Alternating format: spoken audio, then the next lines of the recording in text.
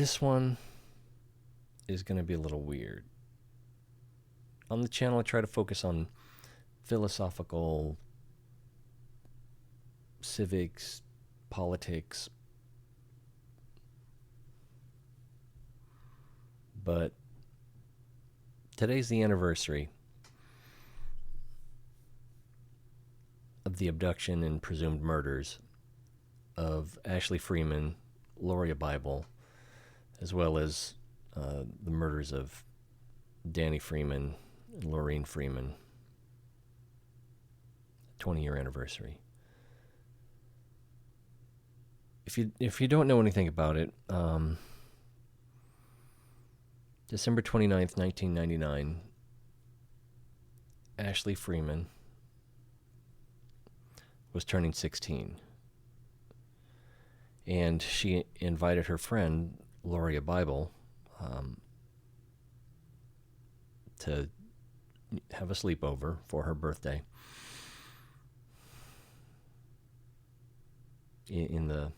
outside the small town of Welch, Oklahoma.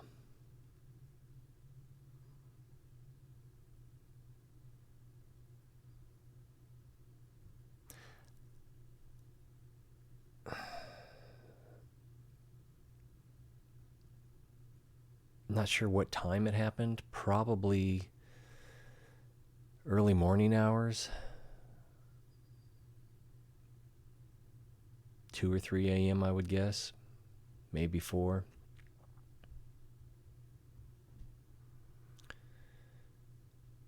Danny and Laureen, the adults, were murdered in their mobile home. And Ashley and Lauria were abducted.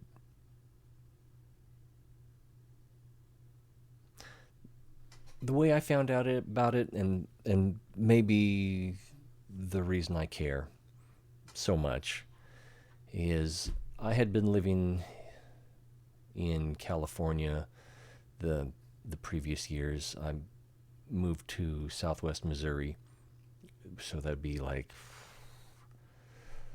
less than an hour drive. But I moved there in the summer of, I can't remember if it was 97 or 98. And leaving California, Southern California, where you tend to avoid eye contact, you don't talk to people you don't know, and if someone starts talking to you that you don't know, presumably they're going to try to grift you or distract you so that they can commit some other crime. Whereas here in the Midwest, you can talk to strangers and it's not weird. That took some getting used to, but it's different, and there's just a different air, attitude. There's a church on every corner, seems like. People are generally nice.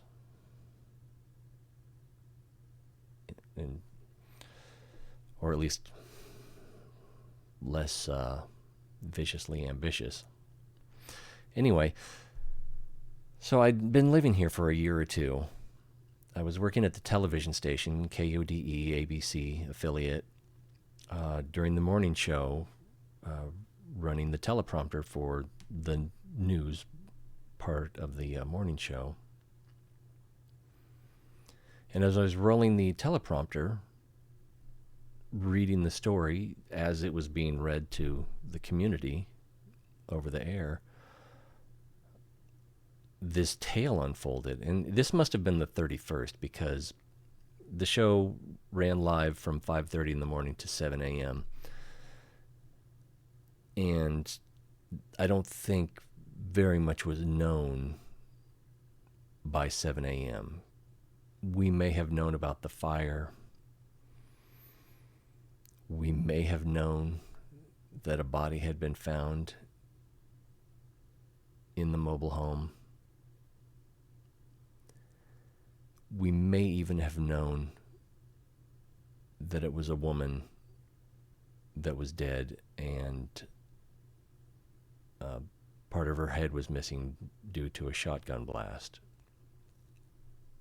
We might not have had that much detail, but we definitely didn't have as much as I remember hearing about or experiencing as I was reading this story off the teleprompter. And it just struck me that here we are in the Heartland, where you can pretty much trust your neighbors.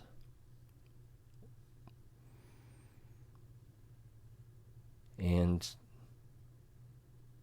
2 adults are murdered. Their house burned down, presumably to conceal the evidence, to destroy the evidence, or that wasn't the smartest thing to do, I don't think.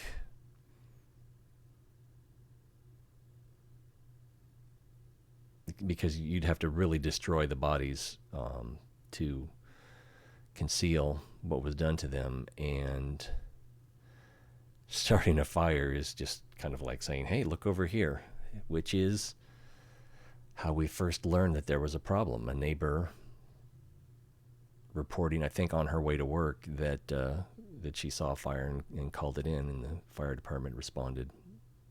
And the sheriff deputy, or I think it might have been local police, I don't remember, went to investigate. So we only found out about it as early as we did because they lit the fire. Presumably they lit the fire. Possibly it was accidental. I kind of doubt it. So I'm reading this, and I learn that at that point, actually, I don't think that we knew that Danny was dead, because the investigators, it's just Keystone Cops. It's horrible job investigating. It's a level of incompetence that makes you wonder if corruption was involved, if they deliberately did a bad job. But I don't think that's the more likely conclusion. It's just something you have to consider. So I think as I was reading it, it's too long ago to remember, what I was reading was that Laureen had been shot dead, and the house burned down, and missing were Danny Freeman, Ashley Freeman, and Lauria Bible. So it seemed like he had probably abducted them and killed his wife, which was pretty horrifying. But we're faced with these 2 girls, and that's what's... I don't talk to people much about it, so I don't know how everyone else felt at the time. But it just struck me that these girls need our help, and they need it now. And we need to do something. I need to do something. We all need to do something, and we need to do it now. This is what I'm thinking as I'm reading this on the teleprompter, turning line by line so that it lines up for the camera for the newsreader. I don't remember who it was even reading the news. It was probably... It doesn't matter.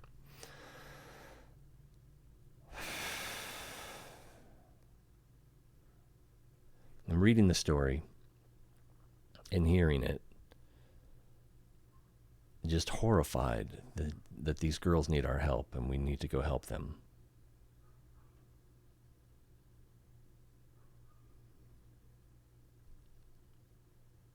And as soon as the show was over, I don't remember what interactions I had with people there. I don't remember what we talked about.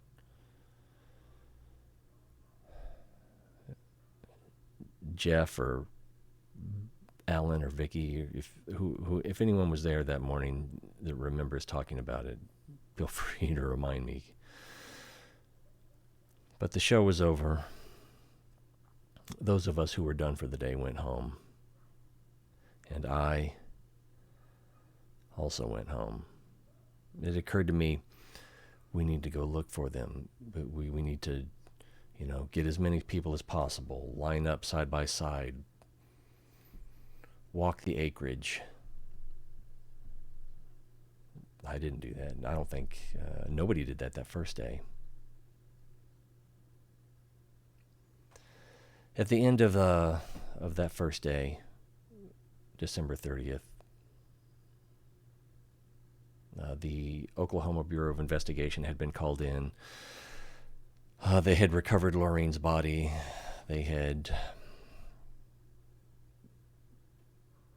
presumably searched for evidence, found some, cataloged it, removed her body. I believe that, they removed her body. By noon, I don't know if you want to call it an autopsy, but the examination of the body revealed that it was a woman who had a wedding ring on, who had born children. So we knew it wasn't either of the girls. And she had died from a shotgun wound to the head.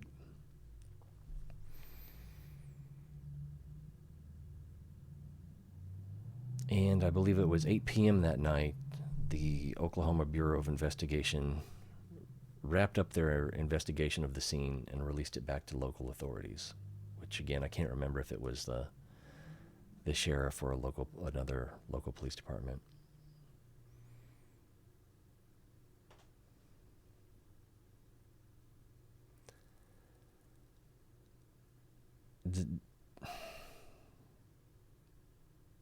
As a Monday morning quarterback, it seems to me like they got that wrong. And obviously they did when we learn more what happened over time. The next day, I believe it was Lauria's dad.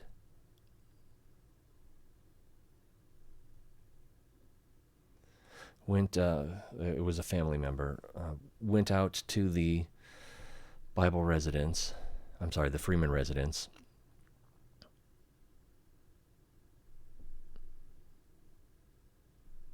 and started looking around. No one there to stop him, nothing going on. And there he found Danny Freeman's body. He described it as he thought he'd come upon something that looked like a big bowl of hamburger. And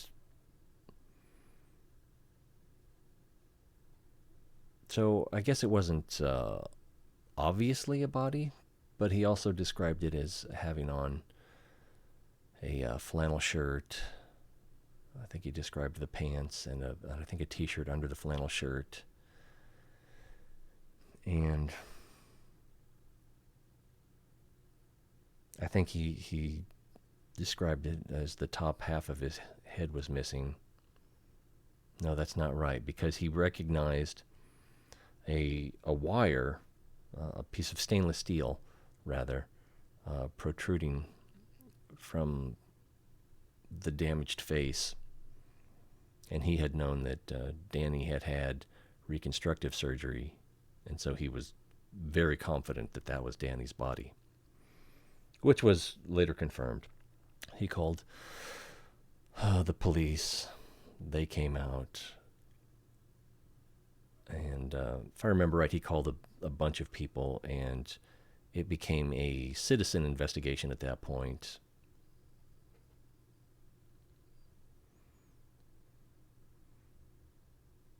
But I don't think they found anything terribly interesting, except up the road or up the driveway, they found an insurance card which led to a woman who led them to it's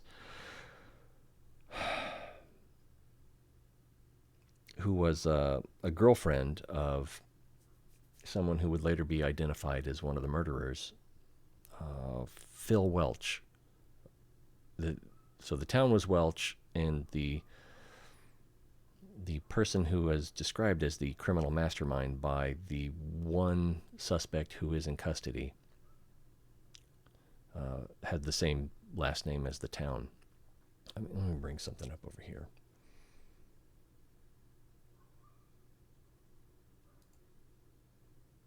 Okay, I can't do it that way. So let's put that in front of me. So is the cursor showing? Yes, it is. So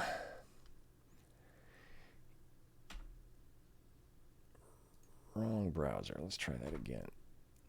So Phil Welch and I believe Ronald Busek, who is in custody, and David Pennington, also deceased. I believe they were all from or near Chautauqua, Kansas. Notice the state line here. The Freeman household down here, just west-northwest of Welsh,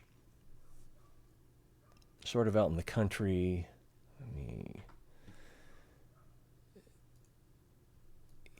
So Google Maps identifies this as the location, the address, but it kind of looks like a pond. It does not show up as water here, but then neither does that. To me, this looks more like a burned out mobile home, derelict car. So this is, to my thinking, more likely the location, although this does look like it could be a home or a barn. I don't know. But there's not, it's not a dense suburban area. So a fire might not get noticed right away. But at 5:30 in the morning, it was called in. So our criminals are from the Chautauqua area. We learn much, much later. I think it's very confusing what was known when, and it's infuriating to learn that much of this was known years and years ago. So the motive seems to be that Danny was connected to them through methamphetamine production, I believe. Someone had said that Danny was cooking meth for them. He could have been a user. But girlfriends, or a girlfriend of Phil Welch, our mastermind. Here I am. Had heard the three men arguing, discussing something about Danny or someone in Welch owing them money, or owing Phil money. And there was going to be some sort of retribution or payback or one last chance or something. And the night they decided to take action also happened to be Ashley's birthday.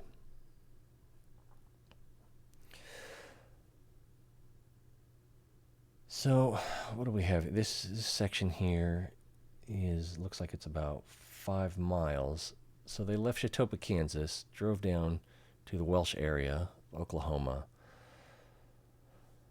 If the two bodies were inside, Danny seems to have been shot from the front, and Lorene seems to have been shot from the back.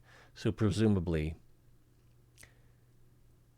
she was trying to escape, and who knows? Danny was said to be on the ground next to a waterbed, and it almost sounded like it was being described as the waterbed was on his legs.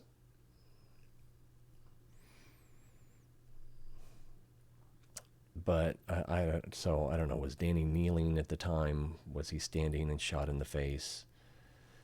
How much warning did he have? I don't know if he had defensive wounds. I don't know if he was bound. I haven't looked that much into it.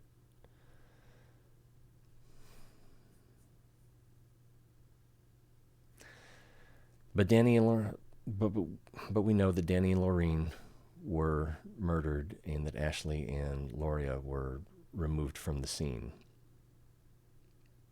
in the early morning hours of December 30th, 1999.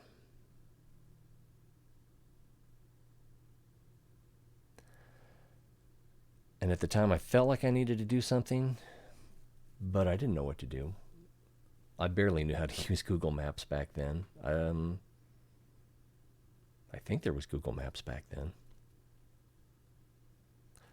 But I mean, I could have found my way one way or the other.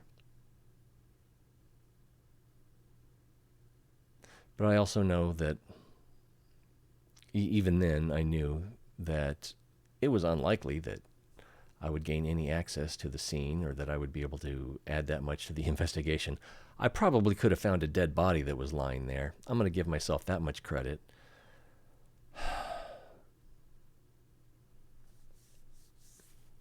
While the investigators and the medical examiner and the firemen, how did all these people...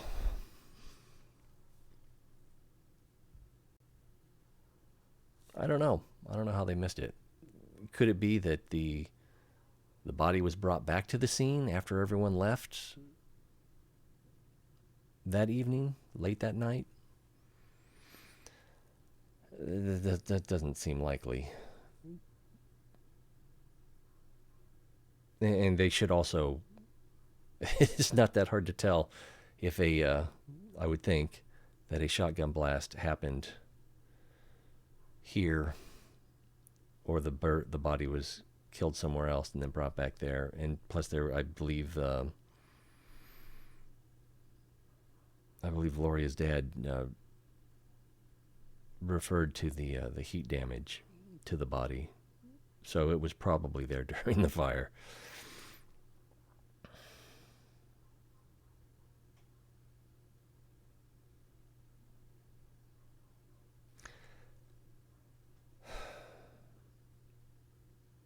The police did a poor job. The Oklahoma Bureau of Investigation did a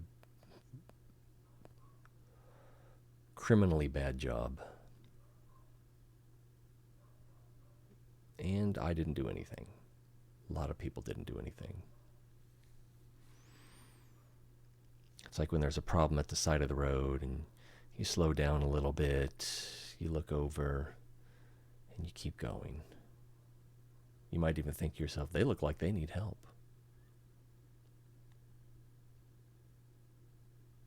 Probably not from me, though.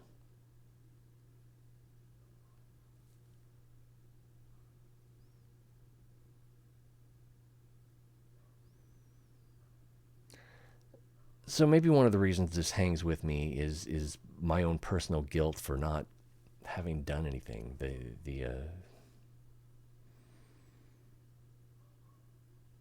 I don't know. I mean, it's not like I was going to go out and break the case. It's not like I was going to go out and beat the bushes and find the bodies.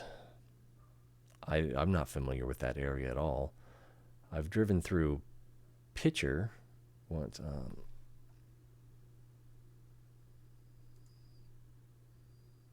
Oops, wrong way. There we go. I've driven through Pitcher up here, as I used to work down here. Wow, it's highlighted at the casino.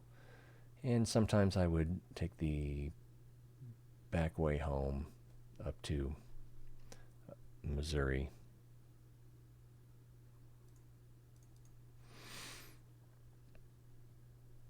But that was years later.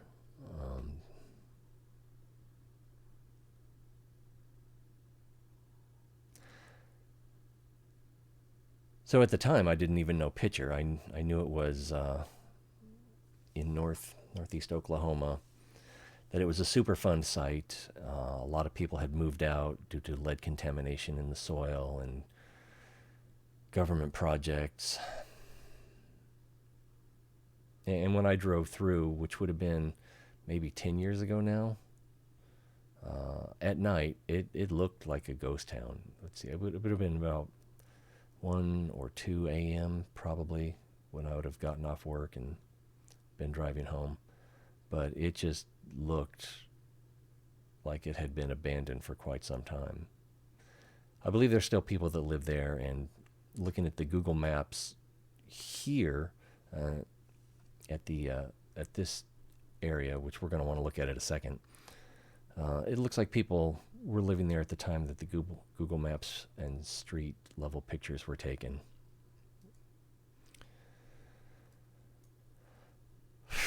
But I have driven through here, and I would say it's probably, I think there's a mining museum somewhere on this road. And it just, yeah, it looked like nobody lived there in that town, like it had been abandoned. But at 2 a.m., you're not going to see a lot of activity. Going back to 20 years ago, oops. So the murders and abductions took place here, and we find from interviews later that the girls were taken to this Pitcher, Oklahoma location, which was a trailer or mobile home owned by Jack Welch on a, from what I can tell, fairly isolated area. Something that strikes me about this, though, is if after abducting the girls they did go straight here, it seems like they would have avoided Chetopa, because if they had half a brain, which they caught the place on fire, which, not the brightest idea.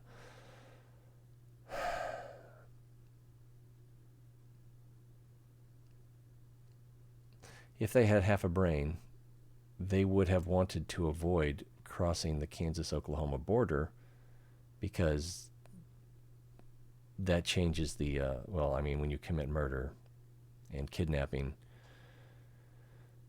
that's pretty bad, but, you know, crossing state lines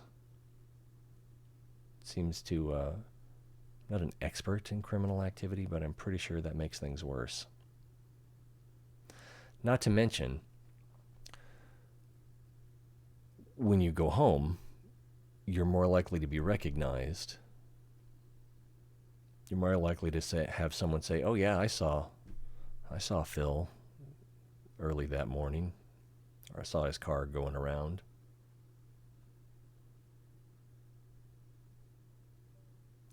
And I can't help but think, if I'm profiling here, that I've got a couple kidnapped teens in the trunk or the back seat or whatever. I want to avoid population areas. I want to avoid cops. And I don't want to take my problem to where I live. Maybe Phil was different, but I mean, there's an instinct to go home when you're in trouble. But there's also an instinct to avoid taking trouble to your home. So I kind of doubt they went through Chetopa, and then I doubt that they went through Welch. I don't even know what Welch looks like. I'm pretty sure it's even smaller than Pitcher. Farming community. And you definitely want to avoid Miami, because you've got the interstate turnpike. You've got a lot of 24-hour businesses, casinos, restaurants. It's a much, I feel weird calling it an urban area, but it has a little bit of an urban area to it. So more witnesses, more cops. Oh, and with casinos, you've got cameras, covering the parking lots and everything else. So I imagine they wanted to avoid Miami. But looking at this river, I was only able to find one place where they could cross it without going into Kansas, which I don't think there's one up here either, and without going through Miami. And I doubt they would go south around Miami because then it gets way more complicated.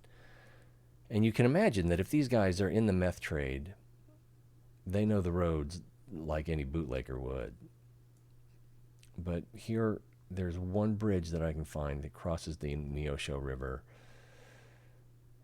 And I would speculate that they took this route probably to here, unless they wanted to avoid Cardin. And then east over here to Pitcher.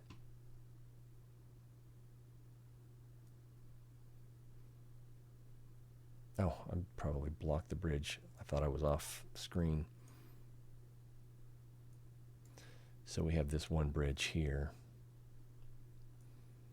And then follow these surface streets east and north over to Cardin and Pitcher to this location, 412 South College Street. You take the satellite view, you can see we've got some water here, so probably no one lives over here. Looks like it's a chat pile, which is a finer grain of gravel stacked pretty high. This was a mining town. Yeah. Looks like snow, but it's pale chipped rock. And this location, I'm guessing the trailer was here. And there are these other slabs, which who knows when the last time someone had a house on there is. And then in the street view, this house here looks, well, don't even need the street view. Looks pretty well lived in. So I can imagine they might have wanted to avoid driving in front of this house.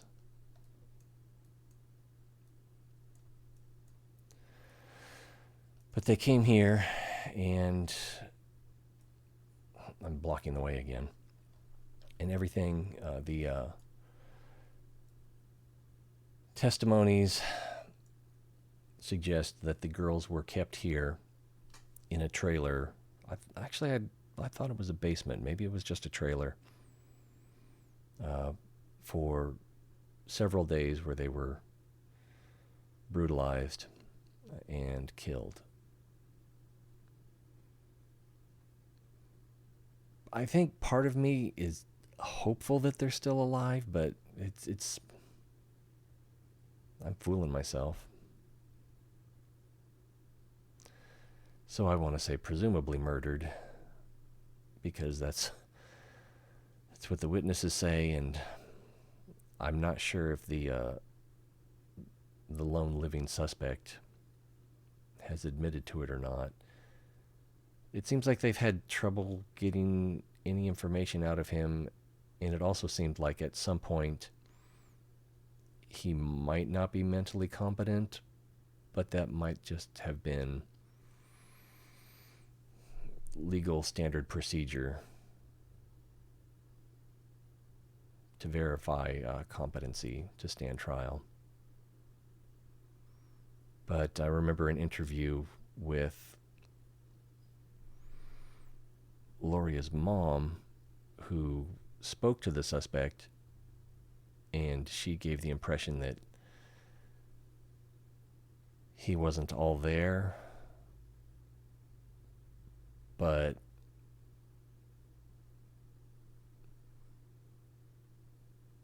if you've been involved firsthand or secondhand and living with this and presumably other crimes, and you're faced with the mother of one of your victims, just what would you do? Would you want to have a conversation? Would you crawl into that deepest part of yourself and just try to hide? So I don't know the guy. I've never talked to him. I've seen a picture of him. Looks like a normal guy. Looks like a nice guy in one picture I've seen. Looks like your neighbor. And again, that's part of it that keeps me coming back to it, or won't let me let go of it.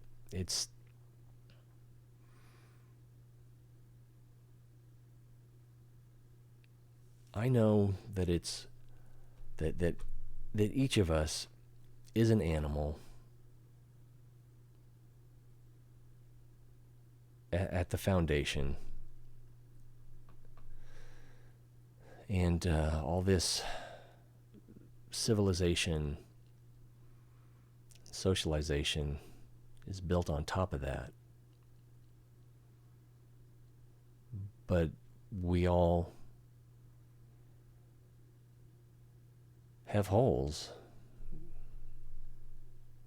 in our personalities.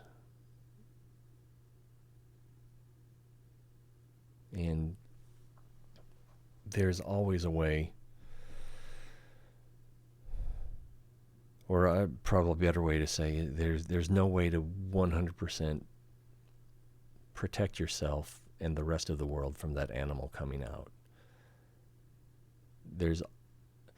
People will say things like, I would never do that.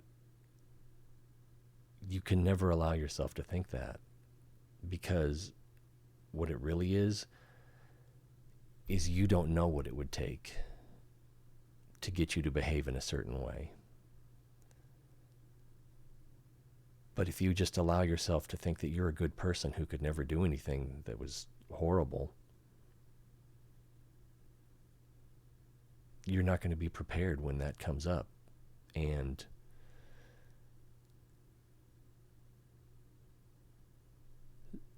something pushes you too far or in the wrong direction,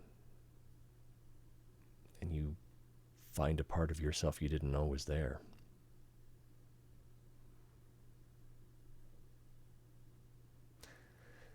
These guys, these murderers, these meth dealers,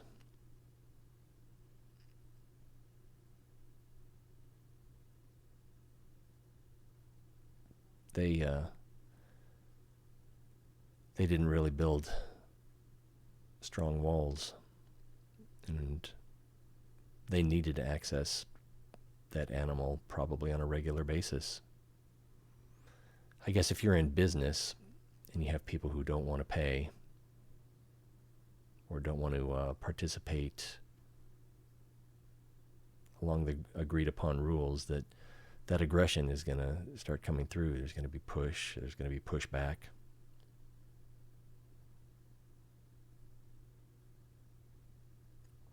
And I don't know.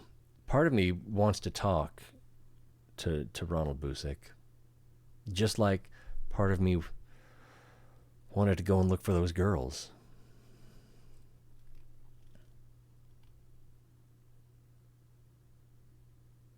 What am I going to do? Am I going to talk to the family, see if you can get the investigators to let me talk to him?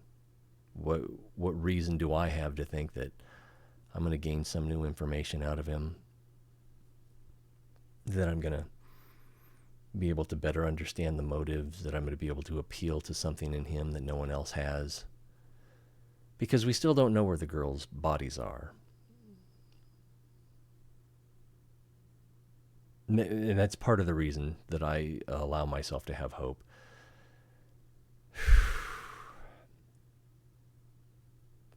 But I mean, if they are alive 20 years later,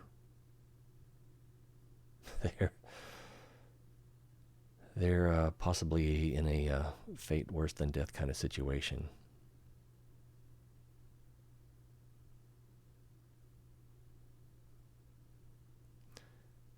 And we can be pretty sure that there are people, especially young women out there in the world who, and I had assumed, well, at first we thought that Danny had taken the girls, and then we realized that Danny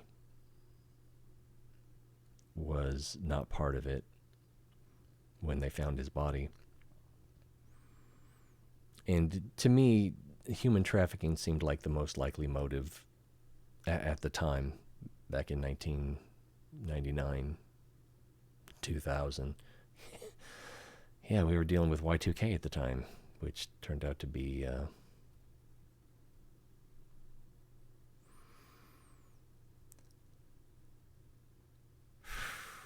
but then years went by and there were no developments. The parents were dead, the girls were missing. We didn't know anything. The general public didn't know anything. But there were witnesses. If you look at the affidavits and testimonies, there were witnesses that told investigators, and if I'm not mistaken, the same lead investigator that released the crime scene and missed the body that first day.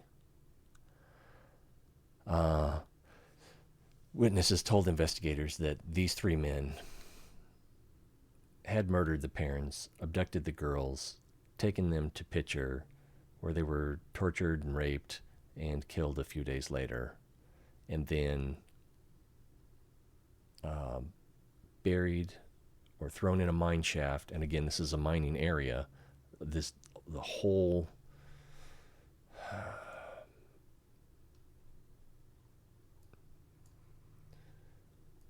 if you go up to Webb City, mining town, a lot of the places in this area are named after types of mineral formations. The whole area is, mining was the big money. I'm going to say 150 years ago, 200 years, not 200 years ago, 150 years ago, or even 100 years ago. So, and you saw the chat piles there in Pitcher from mining. That when you take that stone out of the ground, it's got to go somewhere, and in Pitcher, it ends up in chat piles. So this whole area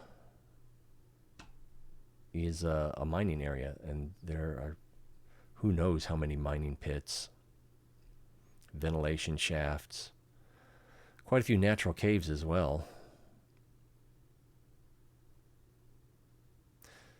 So witnesses, or there's testimony saying, and I believe Ronald Busick may have admitted this as well, that the girls' bodies were thrown in a mine shaft and covered with cement, which is another thing. If you've ever if you've ever made something out of cement, you realize that there's a lot of work involved in that. If you get the bags and the water and either your sand or stone, gravel that you're going to put in there with it, it takes a lot. If you were just going to put two bodies on the ground, build a form around them, and then put a little slab, right, that's quite a bit of cement, and that's quite a bit of mixing, and it's a fair amount of water too. So if they did do that, there would have been some preparation involved. And I imagine they would have either been breaking their backs all day, or they would have had to rent or buy a cement mixer or rent a cement truck. And as far as I know, mixer trucks don't rent out, they just deliver. So I don't know if this is a thread that they pulled on in the investigation.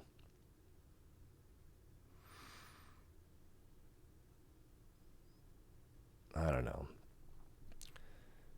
And I can't even remember how long ago it was. Was it last December or the December before that they had released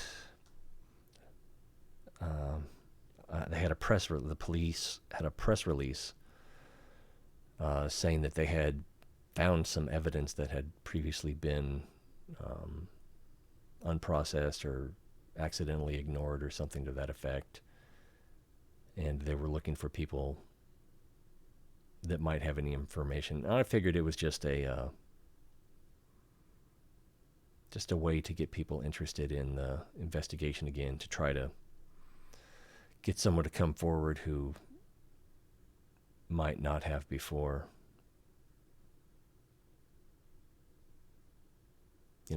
Just keep giving them a chance, keep poking them, and eventually maybe they'll do the right thing. But apparently they did have some evidence or leads, because it wasn't, I don't think, until a few weeks later that they had a suspect and they had him in custody. And so that was 18 or 19 years after the fact. But looking at the history of the investigation, there were witnesses 10 years ago, maybe more, that had told, I believe, the Oklahoma Bureau of Investigation investigator, something Nutter, I can't remember his first name, that those three men did it.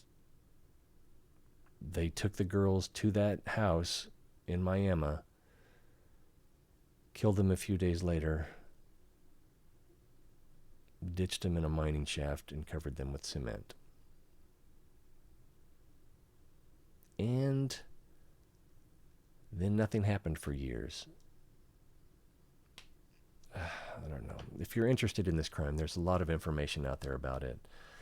There's a book coming out, I believe, in July, and a TV series was done by the same person that is writing the book.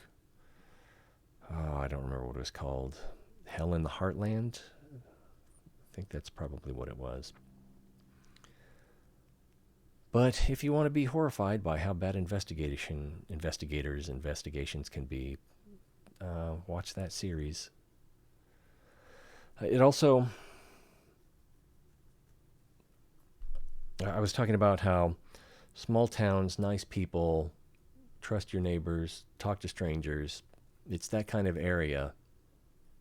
And this happens and just blows your whole social web, your whole connection to the community, because somebody did this and you don't know who it is. If you've ever been involved where money was missing at work, someone stole something from you,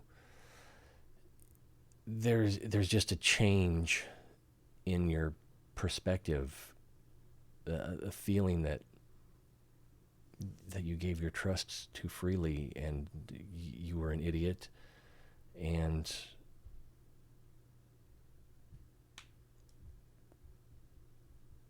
if you've ever been a victim of a crime, you know what I'm talking about. If not, lucky you. You've got a lot to look forward to, and it's going to be awful when it happens. It's something that you're not going to be able to understand until it happens. So we've got this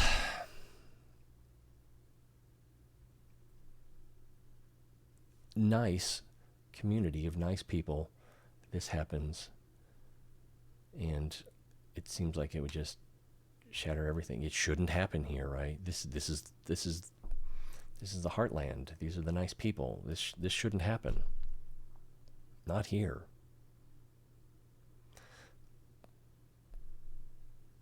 And I wasn't familiar with Truman Capote's book In Cold Blood. I heard about it in passing, I guess. I think I actually thought it was fiction, Agatha Christie type murder mystery, but it was actually a true crime story. And he had his interest when he had first heard of the crime, which was in Kansas. I I can't remember exactly where.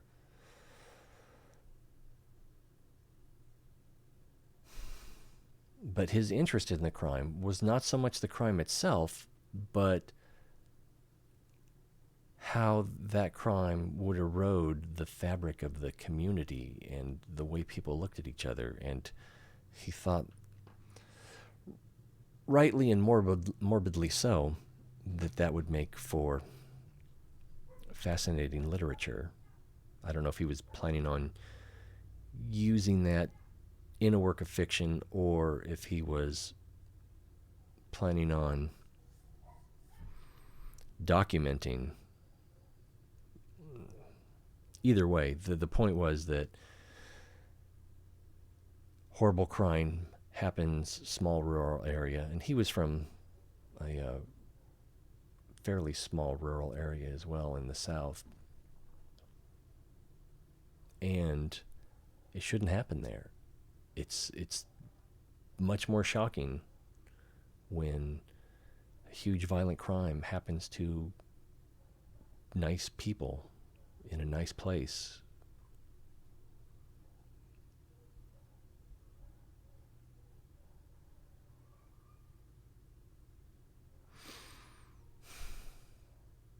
I don't know how much more I have to say on this. I think I'm pretty much done. Other than it's hard to let go of. It was shocking then. Looking back, it's still fairly shocking. And it makes me feel helpless.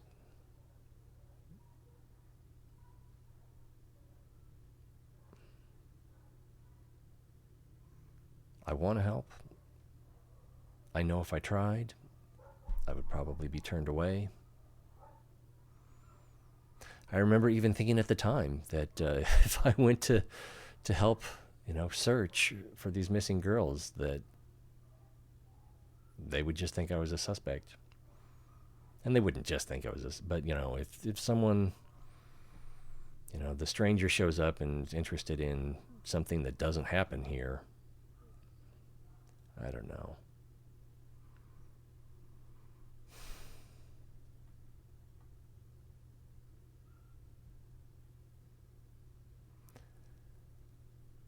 We may never find their bodies.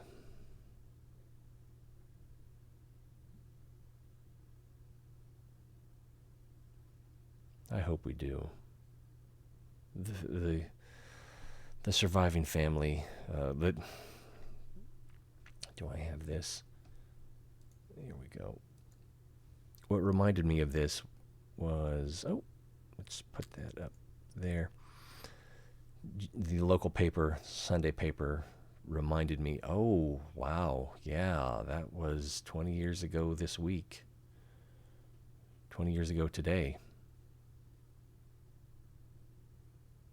Not 20 years ago, 20 years ago today.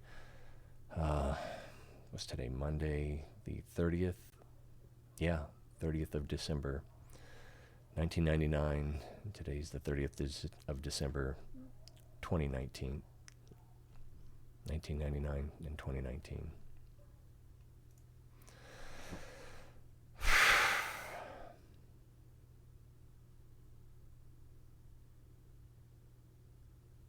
What can you do?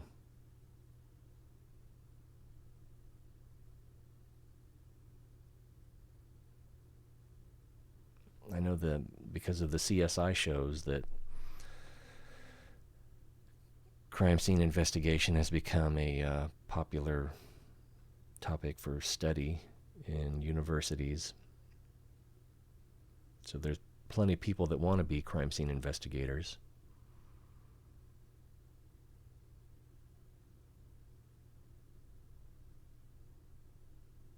I guess we just need to put the money there. Make sure that we're getting the people in that want to do the job.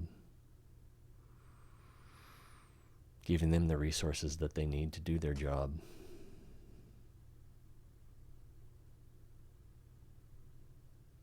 I don't know what to tell you. What can you and I do?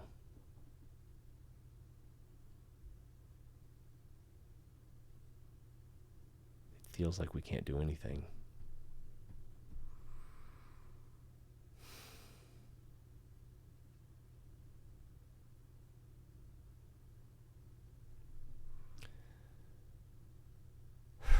I'm going to go.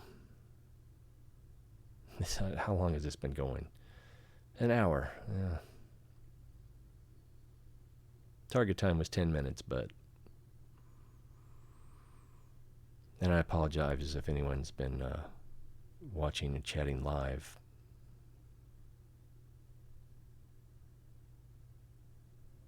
I haven't looked.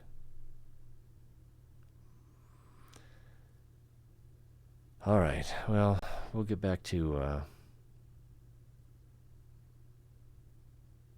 discussions of a more philosophical and civics-minded nature.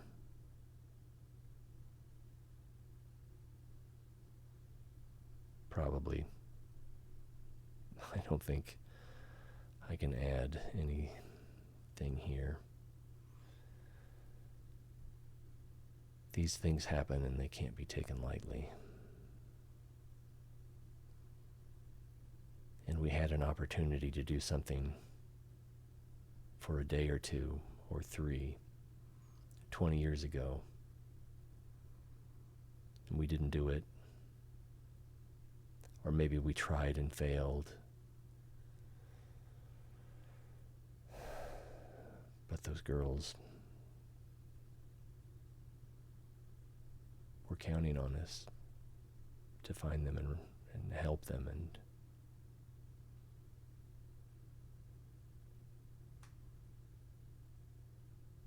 nobody did.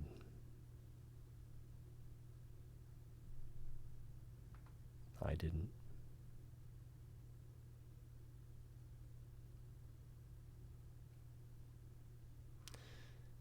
I'm T-Ray, this is Third Rail.